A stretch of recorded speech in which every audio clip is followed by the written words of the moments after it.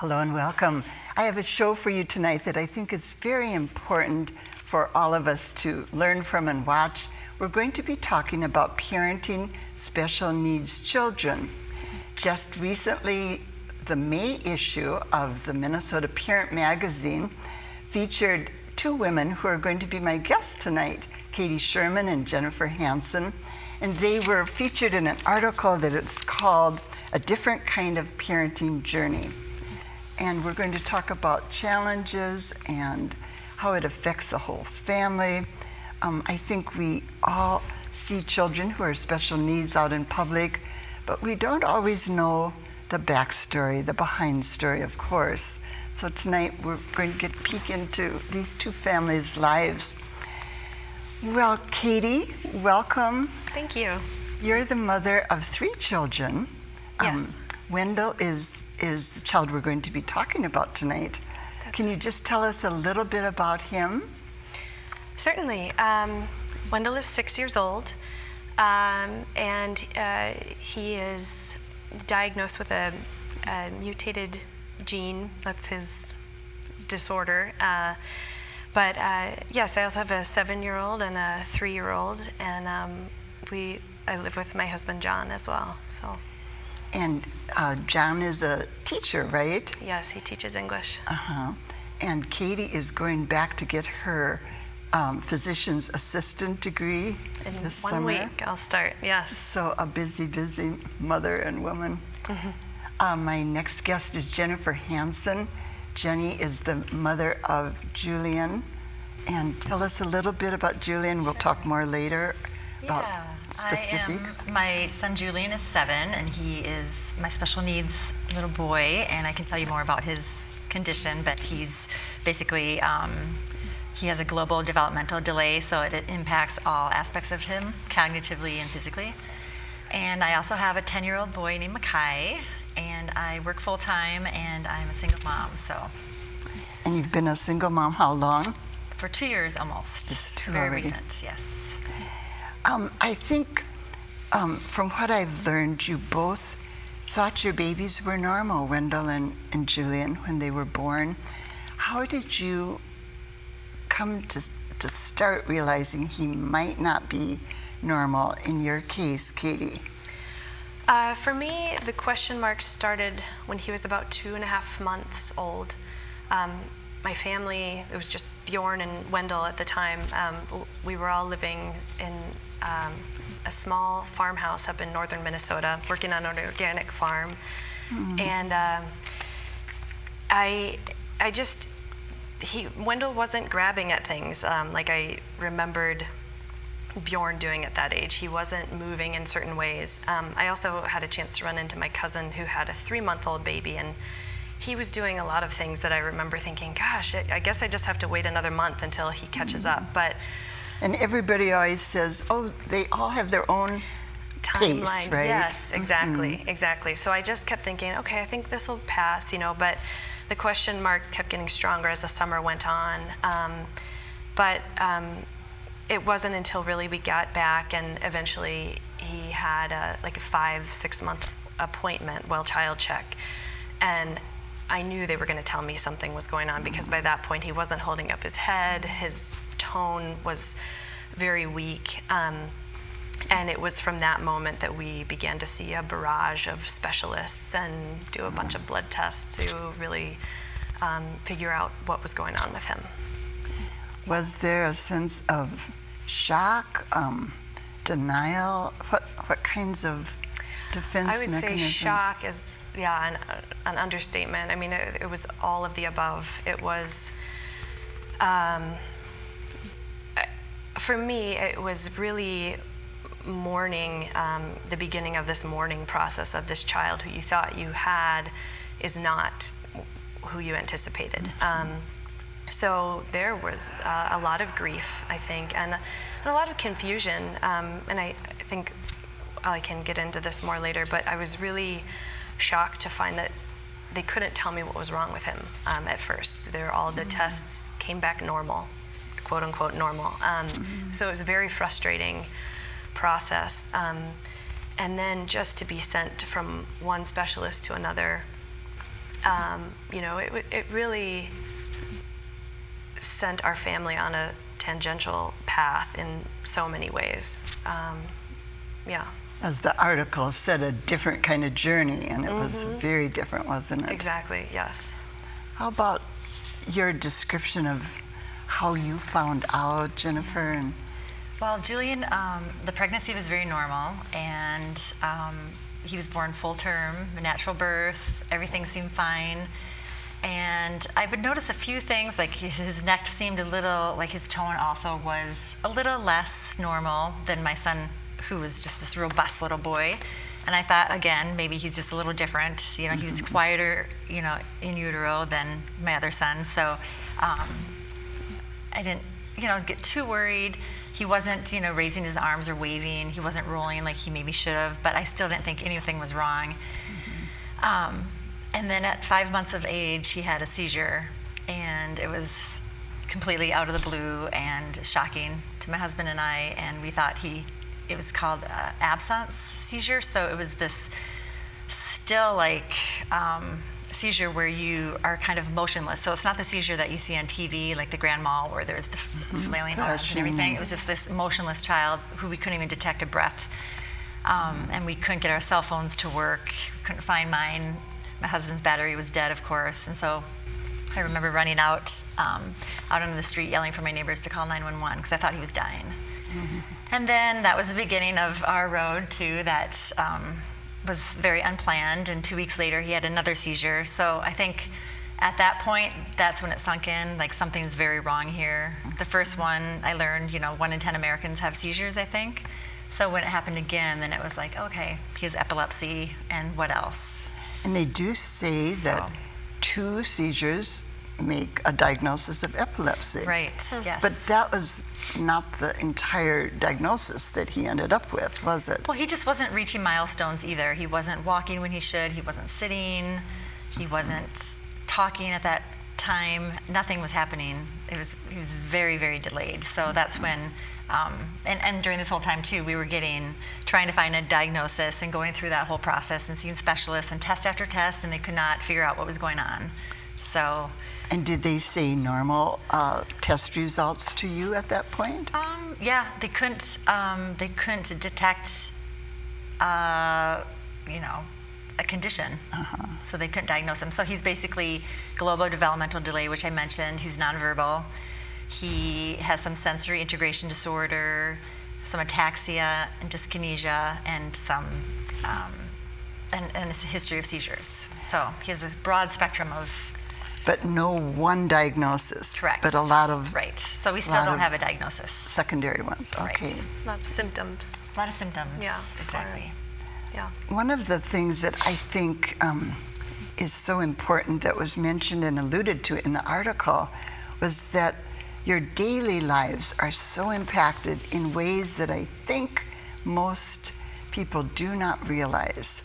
Some of the stresses and some of the challenges. And do you want to just, either one of you or both, give me some examples of some of the things that we take for granted if our children aren't special needs? Yeah, I can start. It can be everything from as simple as taking a family trip somewhere where the detail and attention I have to put into packing for Wendell, because it's not like with other kids you can just run to the corner store and get ibuprofen if they get sick. Right. I mean, if I miss something, if I don't pack one of Wendell's medications, I mean, his seizures can go berserk. Wendell also has epilepsy. If he's also fed through a gastric tube, so it goes through his stomach. So if I don't bring his feeding bags or his formula, then we have to turn around. I mean, so that the stress of doing things that should be enjoyable activities are really just a mountain of work to So a need preparation. to be perfect in the way you do your planning, in a sense, right? Yes, exactly. With dire consequences if Right, you're not, which right? we have experienced because, we just we've missed one small detail in it. So another thing is I always joke and say Wendell could use a full-time administrative assistant with all the paperwork that goes into his getting us the resources that we need, and the doctor's appointments. And I'm at Target every other day picking up a new prescription.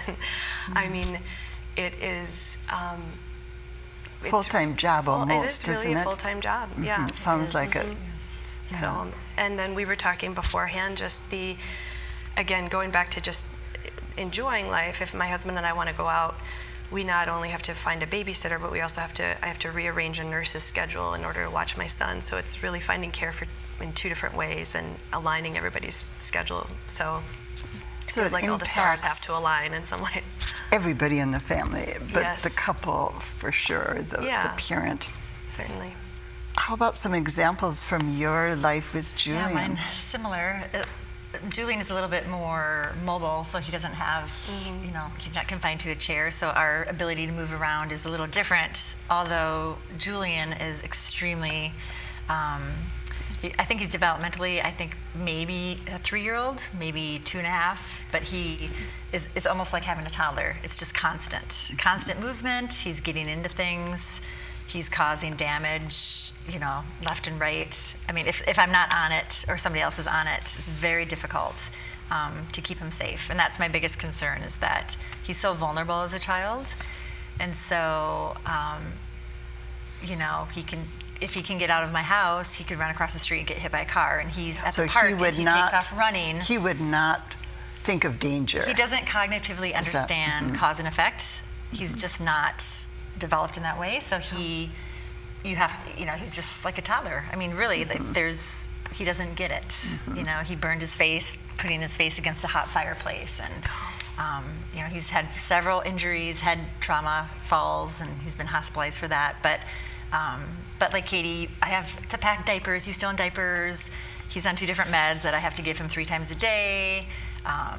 Throughout the years, we've had different therapy programs, and so yeah, it's just a lot. It's like the administrative stuff is overwhelming. So you're working, you're raising other kids, you're trying to have a life yourself, and you have paperwork and grants due and renewal if you miss paperwork. something, And then if you miss something, it can have really big consequences. So yeah, and the prescription, refilling that and Right. timing it. Right, like right now, I have a med that's almost out, and I'm not going to be able to get through till the time I can refill it. So I have to figure out, how to. making 3 phone calls and it's just everything. dealing with the pharmacist and Yes. pre-authorizations from doctors, and One of the things you've mentioned to me too, both of you, even things like going out for dinner, going out for, McDonald's dinner even, is hard to do, right?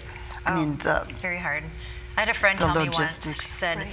why don't you just stop trying to go out for dinner with Julian? Just stop. Don't even attempt anymore, because every time you do, it's challenging. I've had to leave restaurants, or Julian has some behavioral problems, so he does some screaming and hitting and scratching, and he can get a sensory overload reaction. So it's very difficult to be out in public with him at times. So that's something that we just can't do. So I don't do it as much. I still try, though. I'm in denial, I think, because I want to lead a life like everybody else. And so I keep trying, but it's definitely not easy. It's very stressful. So the impact on the other kids, you've got 2 other children, you've got just 1, but it's pretty significant. And I hear some people saying, well, if you are the sibling of a special needs child, you're going to be much more empathetic, and they point out very positive things. But are there some things that you think are really, really hard for the siblings too? I think it's interesting. Wendell's the middle child, so Bjorn had a much different experience than my youngest daughter, Segovia. Simply because he came first, and he also anticipated having a typical younger brother and saw what other siblings sets looked like. And then when that didn't happen, he had his own grieving for that as well. And it came out in a very toddler-like way of saying, I want Wendell to be more like so-and-so, you know, and as I'm bawling, you know, thinking, and it was hard for him. And I think now it's more just that sometimes his life has to be put on hold or stopped because we have to tend to Wendell, or we can't do, you know, we can't go to this place because Wendell's in the hospital for some reason, you know. And so I think that's how it affects him now. Versus Segovia, who came after. This is all she's known, and this is Wendell, her big brother, and she climbs up on his chair and gives him kisses and wants to help with the medical stuff. But you know, again, I think looking at it holistically, it's simply just that certain things do have to stop, or we have to hold off on things that we otherwise would have wanted because we just we can't, whether he's in the hospital or sick, or we just simply can't physically do it with him. So a lot of limitations. Yeah, a lot of limitations. Anything to add to Katie? Yeah, I think that's right on the limitations piece. That's something that people who aren't in our position don't get, that, you know, it's kind of limitless in our state. There's so many things that you can do with your kids. But for us, that world is a lot smaller, and it takes some adjusting to kind of go, wow, okay, so we just can't do. And so you just have to kind of accept it over time. But I think just a small part about the sibling experience for my older son is that it's extremely frustrating because everything we do has to be modified, or we have to accommodate Julian in a way to make the event work. That my oldest son is kind of always second, or he's feeling second, and I'm not trying to make him second, but it's just almost impossible because my focus has to be so much on Julian to keep him safe at times that Makai, I just have to struggle at giving him the same kind of attention. And when you say everything, you mean everything, don't everything. you? And only being, you know, on my own now makes it that much harder. So I don't have that other partner who we can tag team, and he can take Julian and I can focus on Makai, that one-on-one. So I feel like the divorce has really ripped our family apart, and the effect of it is going to greatly impact the older brother, I think, for Julian. The statistics are not good when you talk about special needs couples. I believe 80% end up getting divorced, and you've experienced that. Do you feel it's been a big strain on your marriage, or are you one of the lucky ones? Well, so far I've been lucky. I hope I continue to be. You know, I will not say it. It has been easy by any means, especially at the beginning. I think that was probably our biggest trial, is just because we handled it, we approached it differently. Everybody approaches that kind of discovery in a different way, and I've come to learn. And it's grieving, really, isn't it? And people grieve differently. Yes, and I think in men and women, I've come to find deal with it differently, and then as individuals we do. So I think that was a big bump, but I think getting past that has in many ways made us stronger. But it's not to say that we don't come across things, you know, all the time that we still sometimes clash with just how we prioritize or spend our time between all of our kids. But I think it, you know, like everything, we have to take it a day at a time.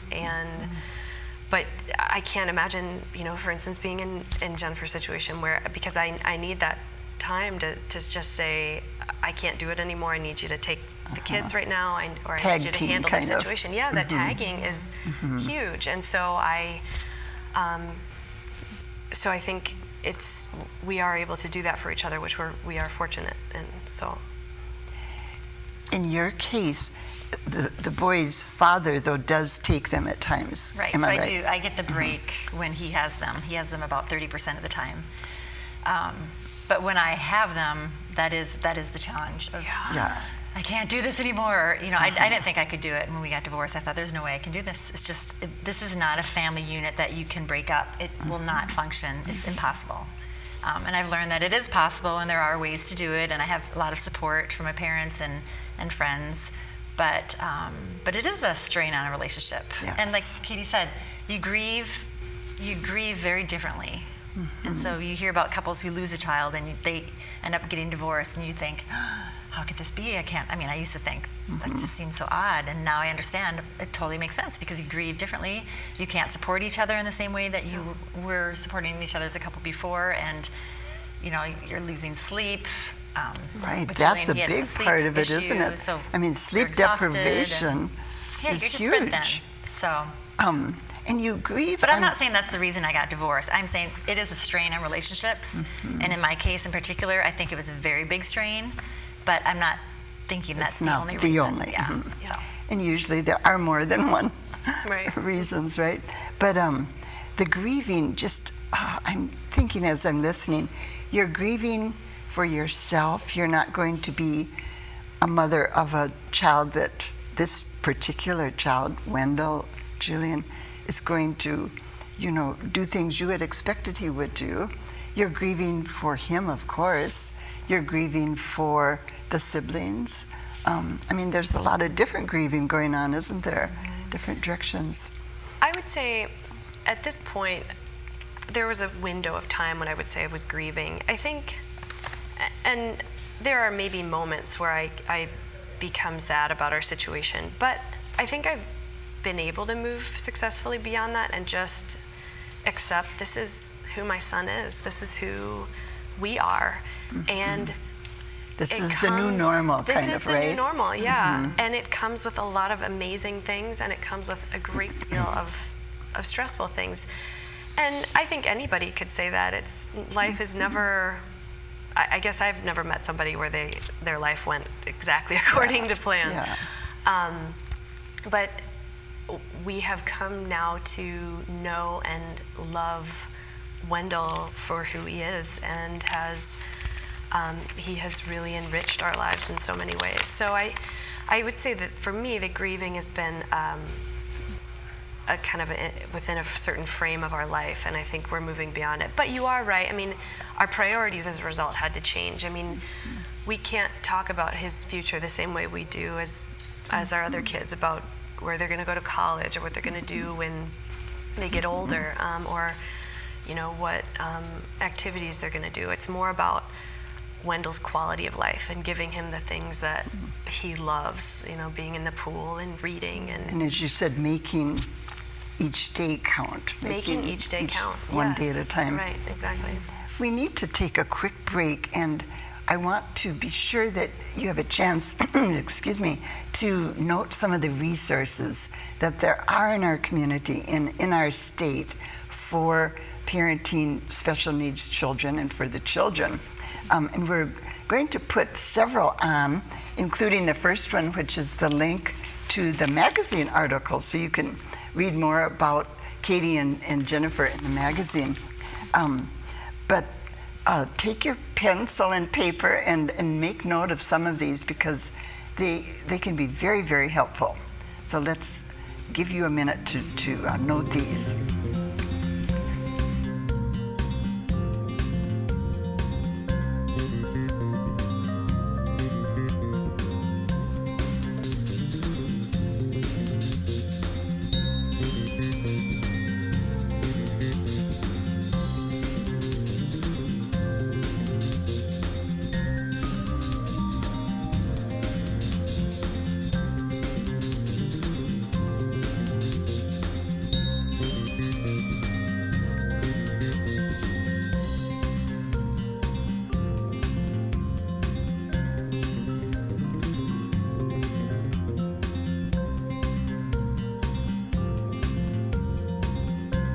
I hope you got to take note of those resources.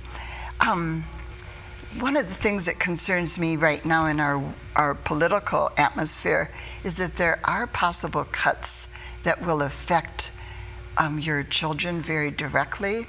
Are you worrying a lot about this? Are you putting it aside and thinking it just can't happen? How are you handling that? I'm trying not to focus on it too much. I think there probably will be some cuts, and I've talked to different teachers at Julian's school who have said, be prepared, things could change dramatically for your kids. I just haven't made the time to do enough research myself, but I mean, little things like in the paper today, Children's Hospital and Blue Cross Blue Shield aren't coming to an agreement yet. And so that would impact us greatly because Julian is seen at Children's Hospital. So I think we're starting to see some things. I wouldn't say that's necessarily due to the political change in office, but yeah, but it's bracing a word. for it. Yeah. Bracing for it. How about you, Katie? I would agree. I haven't spent a lot of time dwelling on it. I will say, I think living in Minnesota has, what I hear anecdotally, I'm very glad to be in this state because I think we have a great deal more resources than other places do. And but I don't take it for granted. I know that it can go away in the blink of an eye, and in some ways that's terrifying to me. But like we've been saying, it really is just hoping for the best and taking things as they come. But yeah, it is kind of scary when you feel like not everybody is being tended to the way that they should be, and that it feels like we're not taking care of people as we should. So yeah. We've got just 1 minute left. Is there one thing you would want to say in our last few minutes here to strangers who might see your child misbehaving or causing some disruption out in public that would be important for others to hear? I would just say be, observant that this is a different situation and to be kind, because I could go on and on about this, but I've had a lot of really hard comments made to me and stares that are not helpful. Doesn't change things. Yeah. Just a quick comment. Sure, I would just say it's great to ask questions. Please don't make assumptions. I think that's helpful when people can just be honest and say what's going on, or even little kids will come up and say what's wrong with him, and they're just being honest, but don't make assumptions about the rest of the family or about the child. I would say that. Very important comments, both of you. Thank you so much for coming down and sharing your stories, and I think it will be very helpful for others. Thank you too for being with us. I'll be back again next week. Until then, have a good week.